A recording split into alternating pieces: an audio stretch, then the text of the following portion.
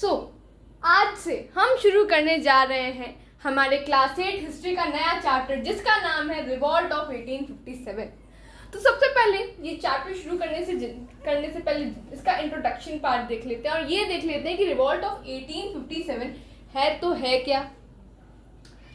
तो हम सब जानते हैं कि ब्रिटिशर्स हमारी कंट्री में एज ए ट्रेडर्स आए थे कि हम ट्रेड करने आए हैं, लेकिन धीरे धीरे क्या हुआ, इन्होंने पॉलिटिकल पावर अपने हाथ में लेना शुरू कर दिया। और ये चीज शुरू कब हुई पॉलिटिकल पावर अपने हाथ में लेना?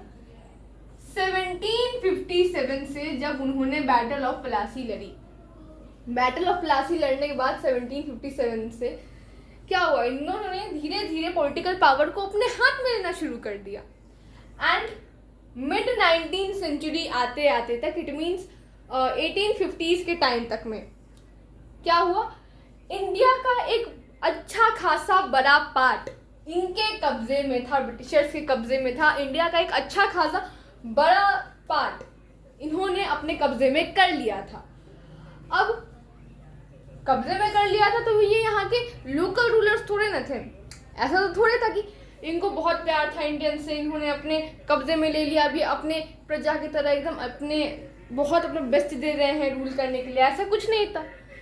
इनको यहाँ से क्या था, ये ऐसी पॉलिसीज लाते थे जिससे बस इनको फायदा हो, और उन पॉलिसीज के चलते जो यहाँ के लोकल लोग थे उनको क्या होती दिक्कत हो रही थी, कहीं पीजेंट परेशान, कहीं ट्रेडर्स परेशान, कहीं रूलर्स परेशान, कहीं जो इनकी आर्मी थी उसमें बहुत सारे जो सिपोइज थे, सिपोइज कौन थे, जो इंडियन सोल्जर्स थे इनकी आर्मी में, उन्हीं को हम सिपोइज बोलते हैं। तो जो सिपोइज थे कहीं वो परेशान, तो इन्होंने किसी को भी चैन की सांस नहीं लेने दी, किसी को भी इन्होंने बख्शा नहीं था। तो अब इनकी आदत ही ऐसी थी, आदत से मजबूर लोग, अब आदत इनकी ऐसी है तो कोई कितने दिन तक सहेगा। तो क्या हुआ, 1857 से इन्होंने पॉलिटिकल पावर अपने हाथ में लेना शुरू की। 1850 आते आते तक, 1850s के टाइम तक इन्होंने इंडिया का एक लार्ज पार्ट अपने कंट्रोल में कर लिया एंड वहाँ पे कोई उनसे खुश नहीं था।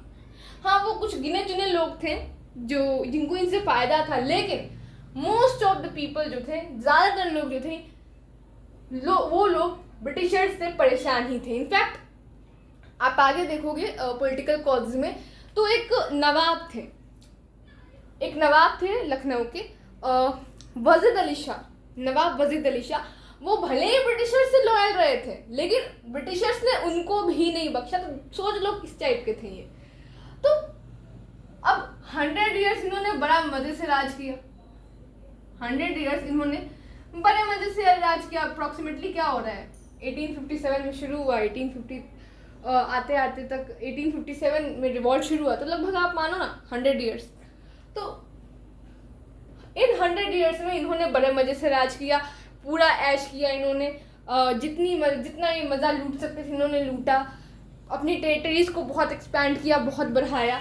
लेकिन अब पानी जब सर से ऊपर हो जाए तो क्या होगा, कोई भी अब गुस्सा होगा।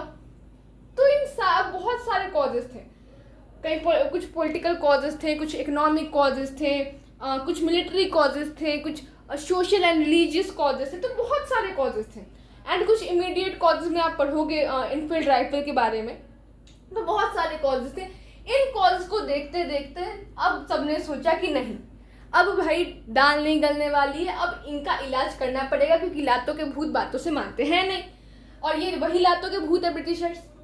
अब ये चीज शुरू कैसे हुई, तो 1857 में क्या हुआ, जितने भी सिपोज थे ब्रिटिश आर्मी में, जितने भी सिपाही थे, इंडियन सोल्जर्स थे, उन्होंने क्या किया, उन्होंने रिबेल करना शुरू कर दिया। एंड धीरे धीरे उन्होंने रिबेलियन कर दिया ब्रिटिशर्स के खिलाफ, ब्रिटिशर्स के अगेंस्ट में। एंड धीरे धीरे इस रिबेलियन में सिविलियन पीपल भी मिलने लगे, जो ऐसे लोग जो आर्मीज में नहीं थे, जो सोल्जर्स नहीं थे, वो लोग भी धीरे धीरे इस रिबेलियन में मिलने लगे, लोकल रूलर्स मिलने लगे, ज़मींदार्स वगैरह मिलने लगे। एंड धीरे धीरे ये चीज़ बड़े पैमाने पे खड़ी हुई और रिजल्ट हुआ।